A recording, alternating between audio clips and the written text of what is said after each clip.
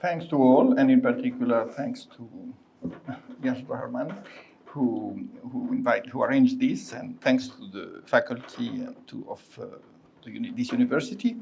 I will obviously be brief, and I will also perhaps not talk so much about my chapter because that can be read, but I will rather draw upon some aspects of integral humanism which can help understand its current relevance and context in which to situate it nowadays, which is different from the context in which Maritain wrote about it. So, as you probably know, humanism was originally a response to church dominance and therefore to the exclusive authority of religion in the West, and particularly the Catholic Church. And it was a rationalistic reaction to it, and therefore the familiar sentence heard by some of the early humanists, if they call themselves that way, which they actually didn't until the 19th century, they were saying, you know, I don't believe in God, but I believe in man. So essentially the substitution of the divine by what they could relate to, which was humanity. And there was a very implicit optimism in that, the belief that man, as Rousseau wrote, is born good, but that society, and particularly what Rousseau could not call yet capitalism, but which eventually came to be known as capitalism, or at least organized, structured society, makes man bad. Therefore, when you talk about humanism, you talk about man, but which man? Are you talking about the man we know in society who has good and bad aspects? Or are you talking about an ideal man who is supposed to be primarily good? Which you find you find that concept in many civilizations, including in China. Mengzi is highly positive about man, whereas Zhuangzi is highly negative about man.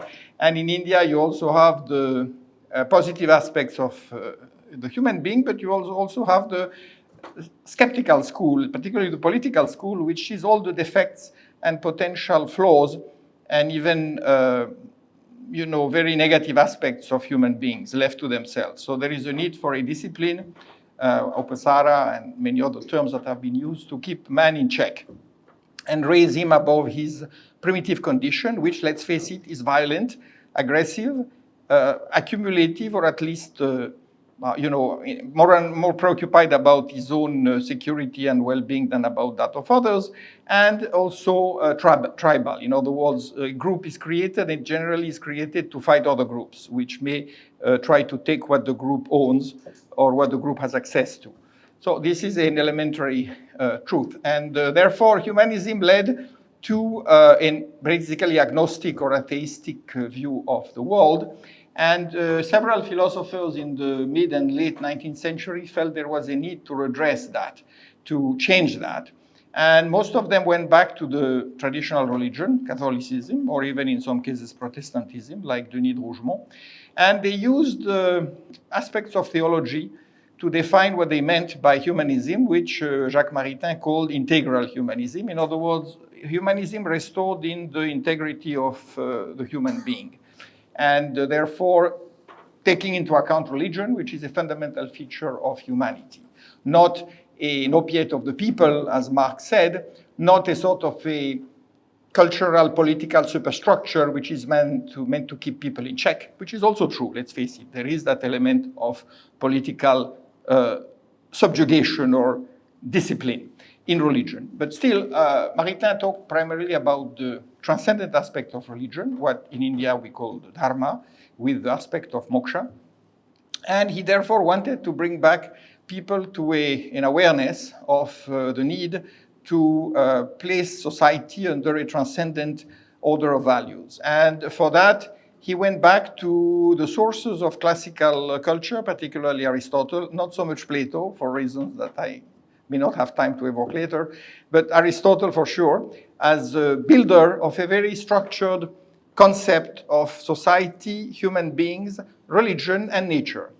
And then, of course, he went back in the line of the Catholic thought to Thomas Aquinas, who is the greatest Aristotelian in the Christian church, in comparison to St. Augustine, who was more of a Platonist, So there was a general sense that the church, to adapt to the new realities of the industrial society and the democratic society, had to take inspiration from both Aristotle and Plato in order to fight the adverse and competing theories such as communism, Marxism, and fascism. And very clearly, the humanism, the integral humanism of Maritain, was meant to face both fascism and socialism without necessarily totally rejecting them, especially socialism. Some elements were accepted as part of the social doctrine of the church, you might call it that way. Of course, it was much harder to accept communism, but still there were elements of the communion as solidarity, social solidarity, which were also considered, respectable in some way, which is why Maritain liked to say that he was a man of the left, something that would make sense in the Europe of his days, but would not be easily acceptable in India in the context of Deendayal Upadhyaya's thought. Now, this leads me to the fact that in the case of integral humanism as it is understood, which is not really translated quite accurately by Ekaatm Manav Darshan, because it's a different thing. It's a very Indian framework concept.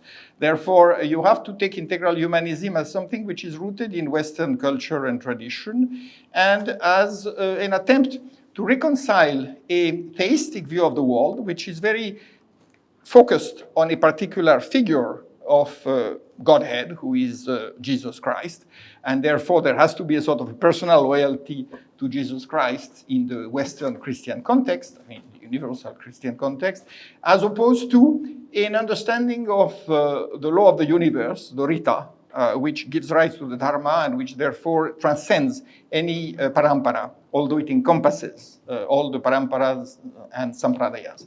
So as a result, there is certainly in the case of Maritain, in the case of integral humanist, a difficulty which Christians always have, because on the one hand, they want to be ecumenical, which was one of Jacques Maritain's great causes, how to have dialogue with all other religions and how to build a universal community, and the fact that supposedly as a Christian, one is supposed to convert others and to proclaim the superiority of Christianity over other religions. So how to have coexistence without having conflict.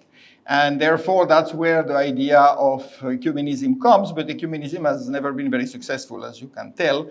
And in particular, that endless call for a dialogue between the Semitic religions, Christianity, Islam, and Judaism hasn't produced a lot, as you can also tell.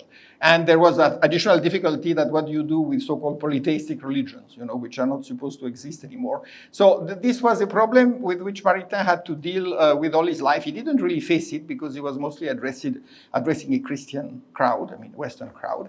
But here I would like to sort of say that today, and that's important, leaving aside the problems that Maritain faced, which are still with us, we have new ones, and one of them is that apart from humanism and other aspects of humanism, like radical humanism and all the ones you can imagine, you have transhumanism, which has become a very powerful theory and which is now very much espoused in circles like the Silicon Valley. And transhumanism, of course, is a very disturbing and transformational concept because it involves the belief that human beings are just a stage in the evolution of a species, and that we are called to go above that and become something else, become humans who are no longer humans, who are transhuman and who therefore have powers through technology that we never had before. And that means that most of the concepts related to human beings become obsolete because you are no longer dealing with the human beings with his limitations and his abilities and his instincts and feelings. You are dealing with some machine-tooled creature who technically can do a lot of things, such as having the intelligence of a supercomputer and flying into space and going to other planets and perhaps other stars. And all these abilities are supposed to be around the corner. But then what do you do with the traditional cultural and family and other values? You see, that's where the problem becomes very big, because on the one hand, some religions become apparently obsolete. That is very much the case of Christianity, because then you can no longer really believe that God sent his only son to die for us in Judea. And therefore, the whole thing, that's why the Western churches have generally been very afraid of transhumanism, whereas Buddhism generally hasn't been. However, we should be careful not to mix two very different tendencies. One is a natural evolution of the human being into a transcendent state or an integral state, so the superconscious, in the line of what Aurobindo talked about and what many others have discussed, including Swami Vivekananda, as opposed to what is now called the technological and scientific retooling of the human being through things called psionics and others, which are aided by technology. And there you're not talking about developing the intuition through yoga, through meditation, through, essentially Atma Chintan, and through, Indriya Nigraha. You are talking about getting into a very, very high tech state using artificial intelligence, quantum computing, which become integral parts of the human being through implants. And then that, of course, creates a state which is totally different from the human state. And many people have said, we're already discussing what is the ethical responsibility of machines. Can we condemn a super robot or an artificial intelligence-equipped car because it kills somebody?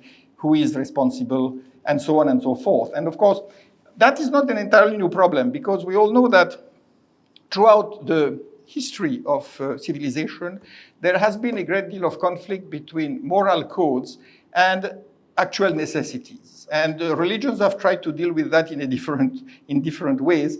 For example, there is a list of obligations according to the Old Testament, and one of them is you shall not kill. However, the Catholic Church saw that this posed a problem because everybody had to fight wars. This was the law of nature or society. So what do? Then you say, okay, you can't kill unless there is a justification for it. Now, who defines the justification? That's obviously you, because you are killing the other person not to be killed. So then you get into a situation of moral relativism. And as a result, we face this problem every day. We say, well, is he a terrorist or is he a freedom fighter? That depends upon whether you think his cause is justified or not. Those who think his cause is justified will keep saying, he has a right to do it because he has no other means. And those who don't agree will say, well, sorry, this is terrorism. So this is where we are facing with the problem of adjusting morality or traditional ethics with increasing capabilities that are not ethically controlled. And as a result, now there is a great deal of work on how to implant ethical codes within artificial intelligence machines, you see. But then again, the problem we are facing in this case is that as technology progresses, we are also recalled of some of our old mythologies and religious texts, which told us that something which is not good in appearance on a limited level may be actually not only good, but needed in the longer term and on the larger scale. And this is, of course, a very ambiguous or ambivalent and a very treacherous sort of logic, but you find it in the Quran, you find it in some texts, including in Arthashastra, how sometimes the state has to use violence. And in the years that Maritain was writing and lecturing, and even after his death, a number of political and philosophical movements emerged in Europe, which were precisely about how to get rid of traditional morality, which was considered tied to the church and arbitrary, and tied to religion. And of course, one of the major, apart from Michel Foucault, who said that truth is accompanied with violence, and truth and violence go together because it's power which has to enforce its truth. And then you have Jacques Derrida, who is well known for basically deconstructing everything and saying words don't mean anything except for what we want them to mean. And as a result, there is no such thing as what is called a metaphysical presence, because everything is essentially an effect of our own minds building certain concepts that we use for our own ends. This leads to a very dangerous situation with a society which is completely uprooted and without principles. And I would say that recently, just a few days ago, and this will be probably my final reference, there was a very brilliant lecture delivered by the leading social scientist and anthropologist in France today, who is called Emmanuel Todd. And he spoke at the Lomonosov University in Moscow. about what he saw happening to the West. And of course, everybody now in the West says, aha, Russia is very bad and they are in a terrible condition, etc. But he has been making very, very far-seeing and very accurate predictions in his books for the last 30 years. He predicted back in 1976 that the Soviet Union was about to collapse. And he said, in this case now, in his last book, that the West is crumbling and the US will collapse completely and Europe will follow suit. And he gave that prediction on the basis not of some political or ideological preference, but on the basis of a very long-term analysis of social structure and what makes societies live, survive, or die. And in that book, which goes back hundreds of years in its analysis, he shows that societies generally endure according to certain principles, and when they lose these principles, they fail and they die. This is, of course, the concept of cheating. And he gives the example of 4 or 5 types of societies. For example, he says Anglo-Saxons, right from the 16th century, have been very individualistic. And therefore, the families were small. Children sort of got thrown out of the house at 16 and had to fend for themselves. And that created capitalist societies in Britain and in the United States. US is still like that, largely. On the other hand, you have collective societies, such as Russia, which eagerly or rather rapidly embrace communism. And you have other societies like that in Western Europe, which also were very favorable to communism. Why? Because their family structures are strong. There is equality between the sexes, but there is a hierarchy resting on the father of the family or the grandfather. And then, of course, you have other societies like Japan and all that, where he gives different examples. Interestingly, he doesn't talk about India. And the reason is that, of course, he may have found it difficult. Why did India not become communist? It's in India, the family is so strong and hierarchical. And my answer, if I can venture one, is that in India, the Jati Varna system prevented communism because it creates a separation which is symbiotic, but which does not allow uniformization. And therefore, there isn't acceptance of a single authority. So that may be one reason why India has not gone communist, despite all the predictions that were made right from the 1930s. You know, once India becomes independent, it will go communist. And that's why Pakistan was a big favorite of the West, because Islam was seen as a strong barrier to communism. You see. So you can see where misinterpretations of history can lead to big strategic mistakes. So that's where I will leave it, because there is too much to say, and I certainly don't want to carry on. But I would like to end by saying that the adaptation of integral humanism to today's condition has to take into account how to deal with transhumanism and how to deal with some of the transformations and perversions that are happening in the West, which, by the way, Emmanuel Todd has also pointed out. He said one of the symptoms of Western decadence and collapse is almost universal acceptance of LGBT and transgender. Because once you start doubting the most essential biological values and saying they don't have any role, you can do whatever you want, it's all in according to your wishes, then you are really killing society, because you are killing whatever is left of the traditional order, whether it's in the form of the law of the state or the law of religion. And therefore, he says, for that reason, Russia will survive and even prosper, and the West will fall apart. So I think India has to get a lesson from that and has to, in that sense, take integral humanism in the version that has been promoted by Deendayal Upadhyaya ji, in order to create an alternative to both the sort of post-capitalism, post-democracy of the West, because the West is no longer democratic, it's post-democratic, and to the totalitarian systems which more or less survive in China and a few other countries. Thank you.